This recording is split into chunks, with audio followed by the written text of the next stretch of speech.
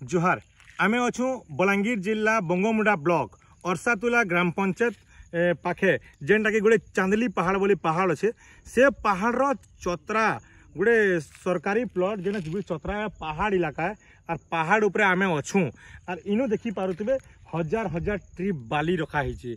इटा बेआईन है कि आईन हिसाब से अच्छे कहारे केनु हैला किछि पता नहीं।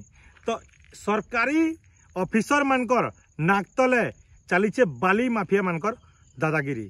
तो निहाती भावे देखी पारुथिबे प्रशासन इतार उपरे काना पदक्षेप नेबे काना इनु इनु जेन रही छे किए आनला केनु आनला इटा होचे बड़ प्रश्न। ई गाँ लोग भी जानी ना पारबार जे ई बेल काटटा ई बाली केनु हैला इटा बहुत बड़ प्रश्न।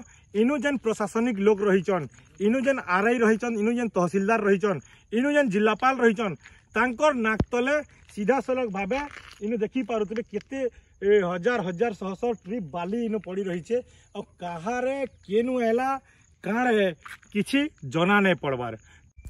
देखबार के रहला प्रशासन इतार उपरे काଣା पदक्षेप नेबा। आपण देखुचन आपणकर दुखर सुखर साथी निस्वार्थ टीवी।